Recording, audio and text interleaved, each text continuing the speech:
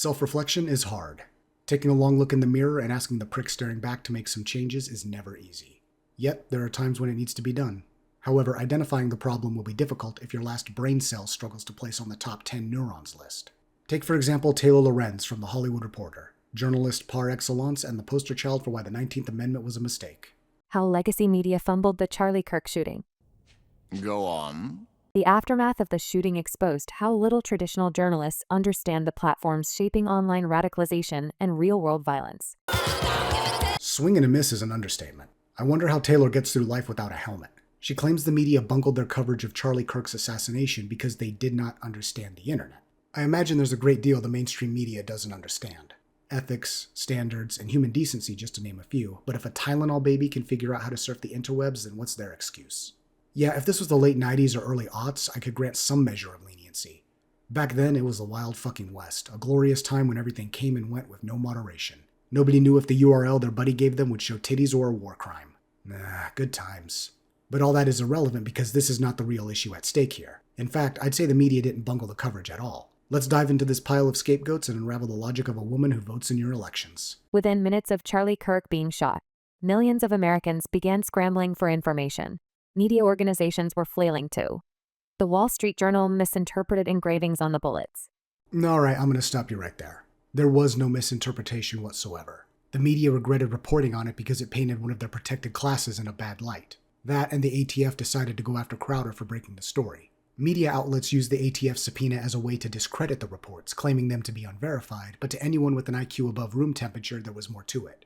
Even though Crowder hasn't gone public with the details of what the ATF was looking for, do lawyers and judges need to get involved to tell reporters to stop spreading unverified information?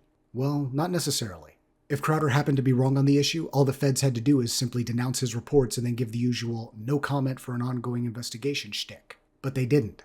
Instead, he was subpoenaed regarding the release of that information. The feds wanted a name so they could seal a leak, meaning Crowder's information, taken within the context of the feds' actions at the time, was very likely legitimate. And a day later, what happened? He was proven right when it was officially released what was engraved on the bullets, and it surprised nobody. I wonder if Taylor here would demand a retraction from one of her colleagues who breaks a major story with quote-unquote unverified information if said information painted the other side in a bad light. I doubt it. Those fools would be all over it like stink on Quim, rules for thee and whatnot. I'll dig into that more here in a bit. I need to let Taylor finish twisting the hanging rope first. An anchor compared social media to a cult, and some old-school journalists seemed to struggle with the basic concept of a Discord server. Again, not the issue at stake here, but let her cook. Taylor acts like the internet is some mysterious entity beyond the comprehension of mere mortals. If these legacy reporters cannot figure out what Discord is, maybe check into a nursing home at this point. Everyone in the West carries a device that can access the collective knowledge of an entire species. Take 10 minutes a day away from pornography and cat videos and learn a thing or two. For Christ's sake, we now have AI giving us the answers and people still can't figure things out? Not like it wasn't hard before AI. Safe to say letting the machines think for us is going to end very badly. I get what Taylor is trying to do here, but again, regarding the real issue, she's so far off target she's wandering around Walmart. This vacuum left by the traditional media on internet culture coverage has allowed influencers, TikTokers, and streamers to step in. But many influencers don't adhere to any journalistic or ethical standards. Neither do the fuckers in the mainstream. The answer to Taylor's burning question is right here in her own statement. Adjust fire 15 degrees. Over the last 3 decades, legacy media ran their credibility straight into the mantle. People hate the media more than politicians now. It took serious effort to achieve that goal, and it has nothing to do with failing to understand the internet. It's not that there's a vacuum, it's that people have tuned out and turned elsewhere for information. The days of talking studio heads with flashy lights are swiftly coming to a close. For the last 15 years, independent journalists were proven to be more reliable and authentic than her ilk. Yeah, they've made mistakes, but so do the fuckers in the mainstream. Yet you're more likely to get retractions, corrections, and genuine apologies from independents than from any mainstream reporter. Legacy media shot themselves in the foot over and over and over again. It's entirely self-inflicted and not because they don't understand memes. Taylor was so close here, and unfortunately, it's as close as she'll ever get in this article. The internet is the most powerful political tool of our time, but most media organizations treat it as an afterthought until breaking news arises. Did she just say the quiet part out loud? Calling the internet a political tool instead of a means of communication or obtaining information is very telling. It's fair to say Taylor isn't mad legacy media did not learn to utilize the internet. She's mad they couldn't control the interwebs like they did the airwaves. Not like they didn't try. Legacy media embraced digital publishing, paying to push their articles wherever they could and greasing the algorithmic wheels in places like YouTube or TwitTwat. Unfortunately for them, the internet is similar to a firearm, a great equalizer. Speak an opinion and there'll be a dozen to screech back. Cite a fact and someone will try to refute it. None of these sites could handle it, though. They started locking comment threads and turning off replies in an effort to avoid the consequences of their own stupidity. They expected folk to fall in line and swallow the lies, but no. Since they cannot effectively engage in conversation that isn't scripted for them, people started to wise up. When the public saw these reporters crumble and run over the slightest bit of pushback, unable to refute counterpoints with facts or reason, they started to get curious to what the other voices had to say. The internet isn't perfect, but it became the only means of countering the narratives peddled by news outlets. The journalists getting things wrong don't have nefarious intentions. They're often just general assignment reporters thrown onto stories that they're unqualified to report on. I'm smiling, but I am very fucking furious. Sounds like someone is regretting all those DEI hires read about now. Hard to assign a qualified person when they're not hired based on any semblance of qualifications to begin with. Thinking critically, asking questions, and conducting research is too much of an ask for any coddled diversity hire. So how can anyone expect them to adhere to journalistic standards or ethics when it comes to reporting? Exactly. Also, I love the rules for thee, not for me on full display here.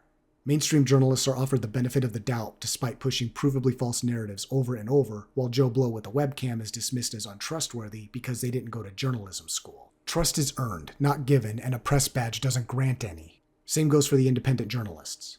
It takes time to establish rapport and credibility, while it only takes one or two missteps and a failure to address those missteps to tear it all down. Legacy media relied upon established history, believing that legitimized them for all time. How wrong they were. Once digital media crumbled and outlets like BuzzFeed, Mike, Vice, and others shuttered their news teams, online culture reporting as a beat was gutted. Why did those sites crumble, Taylor?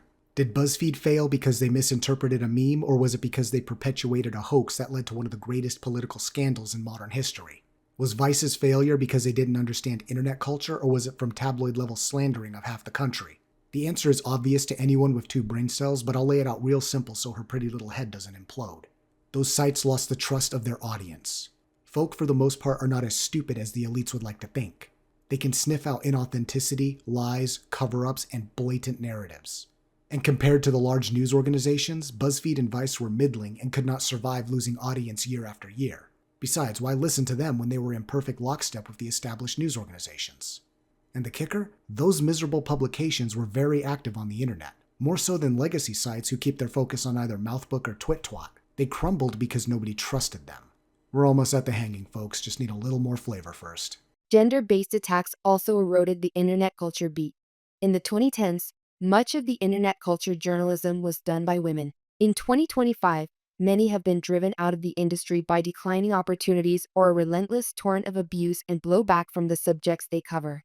Every journalist, especially the women, need to come to terms with a simple truth. Everyone and anything online is fair game. Man, woman, Decepticon, pets, houseplants, you name it. Whether it's deserved or not, legitimate criticism or autistic wailing, if you have any presence online, you're going to catch heat at some point or another. Find me a time in human history when this didn't happen. I don't want to hear women whine about emotional intelligence when they can't handle mean words. Especially when none of them failed to apply some self-reflection or attempt to engage in actual conversation to understand why their positions were so widely opposed by the public. Good feedback is hard to find and worth 10 times its weight in gold. Had Taylor's ilk sought it out and acted on it, their industry wouldn't be in the state it's currently in. Alright, all the pieces are laid out, it's time for a hanging. Gamergate, a misogynistic harassment campaign that began in the 2010s, provided a blueprint for the weaponization of the internet. Son of a bitch!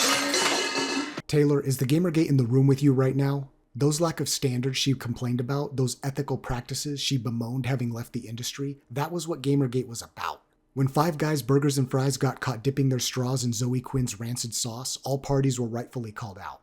Those 5 simps, games journalists, the same internet culture reporters Taylor wishes there were more of, did the most unethical thing a journalist could do. They accepted sloppy toppy from a whore masquerading as a game developer in exchange for a positive review of her subpar game. When the blowback, as Taylor would call it, began, fellow reporters decided to lie, cover, and deflect from the real issue at stake: ethics in gaming journalism. The few reporters who actually called out the tomfuckery, those concerned with ethics and standards, were dismissed with a wave of a limp wrist, labeled with every istinfo buzzword in the book. Men in the gaming sphere in general were scapegoated to shield one of the protected classes from valid criticism. And yes, calling Zoe Quinn a whore is valid criticism. Had she spent more time flicking a controller joystick instead of a meat stick, she could have made a game worth a damn and found success on her own. Strong, independent woman, my ass. Yet we've gotten to a point in the article where I do agree with Taylor somewhat, although not as she would have wanted.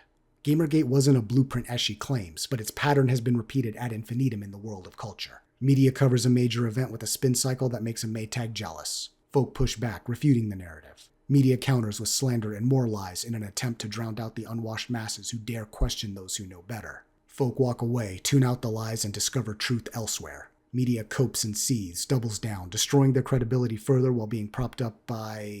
I honestly don't know at this point. I'm convinced the entire mainstream news apparatus is a money laundering scheme. At least back in the Gamergate days, they had money coming in. Not so much now. And this format is nothing new. It got its start in the mainstream political arena, but when politics invaded culture, it was brought along for the ride. Every bit of coverage regarding a major Hollywood flop or controversial casting announcement followed the same pattern: lie, deflect, and attack. But Gamergate didn't radicalize anyone. It woke them up. After repeating the same pattern in Hollywood coverage, people started to wake up. And Charlie's murder woke up a hell of a lot more. His body wasn't even cold in the ground when the media pounced. They lied, pushing false narratives in an effort to deflect from the culprit and cover for one of their protected classes.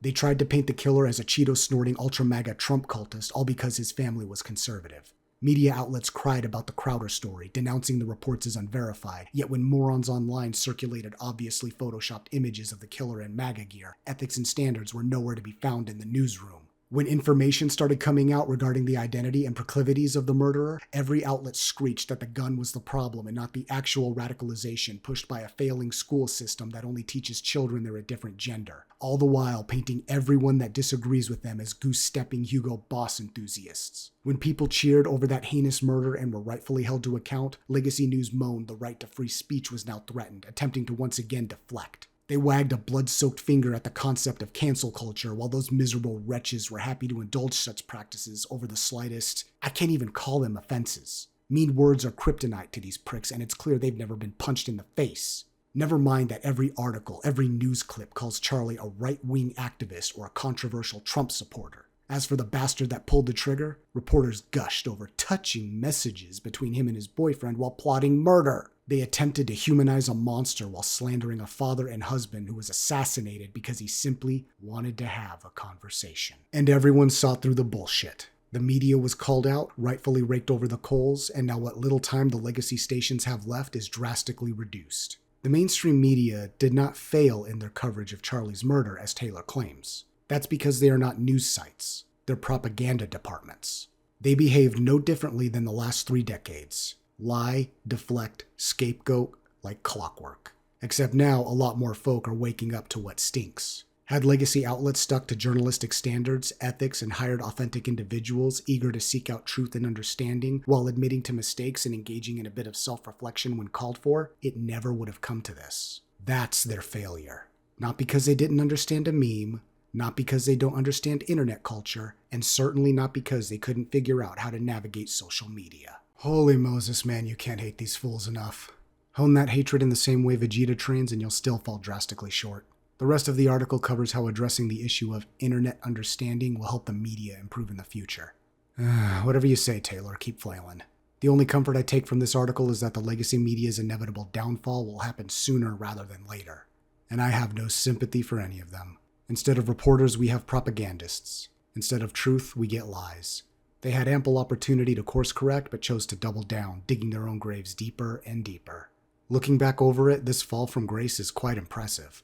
But now that people are getting killed because of these fuckers, it's also terrifying.